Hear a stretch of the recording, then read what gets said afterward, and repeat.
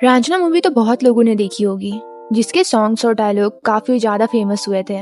But इसके साथ ही इस मूवी का एक्टर भी काफी ज्यादा पॉपुलर हुआ था। इस मूवी से नहीं, एक सॉन्ग से, जो सॉन्ग बन गया था first Indian song to reach 100 million views on YouTube. Yes, I am talking about this song.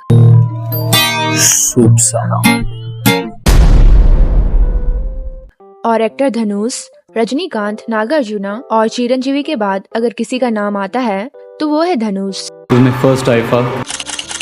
और सिर्फ इतना ही नहीं, धनुष एक ऐसे तमिल सुपरस्टार है जिन्होंने बॉलीवुड के साथ साथ हॉलीवुड में भी अपना जलवा दिखाया। ईयर 2018 में आई movie The Extraordinary Journey of the Fakir से हॉलीवुड में डेब्यू करने वाले धनुष ने action movie The Gray Man से भी तहलका मचाया। और यही नहीं, धनुष की एक और मूवी लाइनअप है, और वो किसी और के साथ नहीं बल्कि फेमस एक्ट्रेस सिडनी सोएनी के साथ। मगर एक तरफ जहां धनुष अपने करियर में बुलंदियां हासिल कर रहे थे, वहीं उनके पर्सनल लाइफ में काफी अलग ड्रामा चल रहे थे, जिसके बारे में लोगों को कुछ भी पता नहीं है। ये कंट्रोवर्सी इतनी बड़ी बन गई कि आखिरकार धनुष की शादीशुदा जिंदगी भी पूरी तरह से उजड़ गई। So let's talk about not so perfect man धनुष।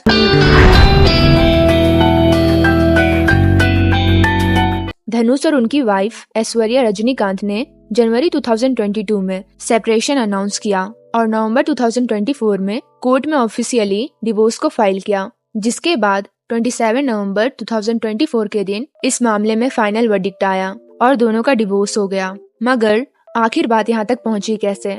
इस चीज को जानने से पहले हमें वक्त में थोड़ा पीछे जाना होगा और शुरू से शुरू करना होगा। साल 2004 में मीडिया में अचानक से धनुष और रजनीकांत की बेटी ऐश्वर्या से रिलेटेड कुछ आर्टिकल्स आने लगे कि इन दोनों के बीच कुछ तो चल रहा है। मगर धनुष सिर्फ यही कहते थे कि ऐश्वर्या उनकी बहन की दोस्त है।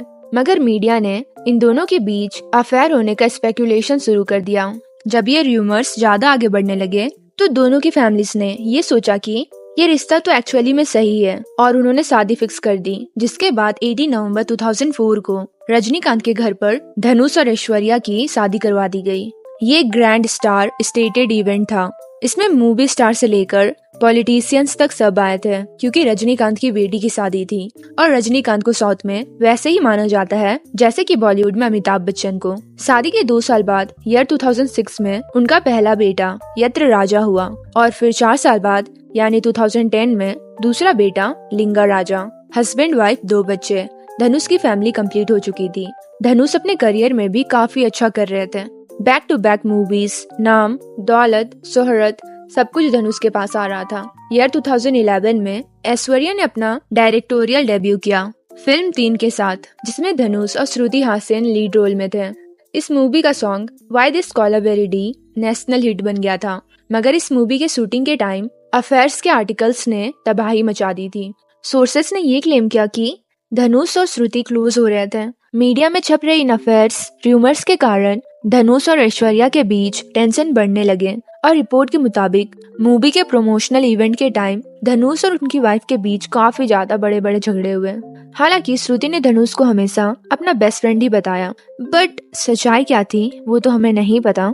त्रिशा कृष्णन, जिसे आपने इन मूवीज में देखा ही होगा, इनका नाम भी धनुष के साथ अफेयर में आता है। वैसे तो धनुष और त्रिशा ने एक ही मूवी कोड़ी में साथ में काम किया था, मगर रिपोर्ट्स के अकॉर्डिंग इन दोनों के बीच 10 साल से अफेयर था। यहाँ तक कि मामला इतना ज्यादा बिगड़ जाता है कि त्रिशा की एंगेजमेंट भी धनुष की वजह से टूट गई थी। दिसंबर 2015 में त्रिशा ने सबको सरप्राइज कर दिया कि उन्होंने अपनी एंगेजमेंट अनाउंस की बिजनेसमैन वरुण मनियन के साथ, जो कि एक मशहूर रियल एस्टेट बिजनेसमैन है और फिल्म प्रोडक्शन में भी इन्वॉल्व रहे हैं। एंगेजमेंट सेरेमनी सिर्फ एक छोटा सा प्राइवेट फंक्शन था, जिसमें कुछ क्लोज फ्रेंड्स एंड फैमिली शामिल हुए थे।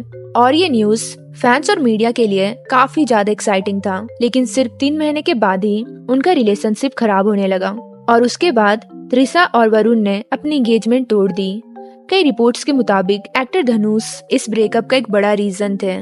धनुष ने ये एंगेजमेंट सेरेमनी अटेंड की थी, जबकि उनका और वरुण का रिलेशनशिप कुछ अच्छा नहीं था। जबकि वरुण ने धनुष के प्रेजेंस को लेकर इशू उठाए तो त्रिशा गुस्सा हो गई और सेरेमनी के टाइम दोनों के बीच एक काफी ज्यादा हीटेड आर्ग्यूमेंट हुआ। त्रिशा और धनुष काफी टाइम से क्लोज रहे और अक्सर पार्टीज में भी साथ दिखे थे, जो शायद त्रिशा और वरुण के रिश्ते में नेगेटिव इम्पैक्ट डालने लगा। साल 2017 में धनुष और त्रिशा की कुछ प्राइवेट फोटोज भी लीक हुई थी, जिसने इस अफेयर को ज्यादा हवा दिया था। इन फोटोज के वायरल होने के बाद काफी ज्यादा बवाल हो गया था, जिसके चलते धनुष और ऐश्वर्या की रिलेशनशिप भी काफी अफेक्ट हुई थी। तीसरी और लास्ट एक्ट्रेस जो है जिसके साथ धनुष के अफेयर की खबरें पाई गई थी, वो है अमाला पॉल। VIP 2 में साथ काम कर चुके धनुष और अमाला के अफेयर की खबरें धनुष और ऐश्वर्या के मैरिड लाइफ में आखिरी कील का काम किया। मगर एक और लड़की है जिसके साथ धनुष का अफेयर था, मगर इस बारे में कोई खास आर्टिकल नहीं मिला। मुझे बस एक रेडिट पोस्ट मिली है। मैं पहले ही बता देती हूँ कि इस र्यूमर की सच होने की मैं जिम्मेदारी नहीं लेती हूँ। इस पोस्ट पे मुझे शुरू में बिल्कुल भी बिलीव नहीं हुआ, लेकिन मैं जब इसको अच्छे से पढ़ी तो मेरी आंखें फटी की फटी रह गई। इस रेडिट पोस्ट के मुताबिक धनुष का अफेयर उसकी अपनी साली के साथ भी था और इस वजह से घर में काफी कलेश होते थे। धनुष की मैरिड लाइफ काफी डिस्टर्ब रहा करती थी, मगर फिर भी अपने हम्बल इमेज वाले PR गेम को मेंटेन करने के लिए इस खबर को कभी भी बाहर आने नहीं दिया गया। ऐश्वर्या और उनकी सिस्टर को भी मीडिया के सामने अच्छे से बिहेव करने के लिए कहा गया, ताकि किसी को शक ना हो कि घर में क्या चल रहा है। ये सब जब मैंने पढ़ा तो मुझे बिल्कुल भी यकीन नहीं हुआ। मुझे लगा धनुष तो ऐसा कभी कर ही नहीं सकता है, मगर इस पोस्ट में कुछ बात ऐसी है जो काफी शॉकिंग है। इस पोस्ट के टाइटल पर हम ध्यान दें तो वहाँ ये लिखा हुआ है कि ये एक्टर अपनी वाइफ से अलग होना चाहता है, मगर वो अपने mega star father in law की वजह से नहीं हो पा रहा है। धनुष के फादर इन लॉ रजनीकांत है, जो कि साउथ के सबसे बड़े सुपरस्टार है। यही नहीं, इस पोस्ट के नीचे हिंट धनुष। ये पोस्ट 5 साल पहले की है, यानी कि ईयर 2020 की, और ईयर 2024 में आखिरकार धनुष अपनी वाइफ से अलग हो जाते हैं। तो धनुष के डिवोर्स के पीछे का कारण कुछ ऐसा था। बाकी आपके ऊपर डिपेंड करता है कि आपको इस बात पे बिलीव करना है या फिर नहीं, क्योंकि मैं इन सारी चीजों का सच होने का जिम्मेदार नहीं लेती हूँ। Thank you for watching.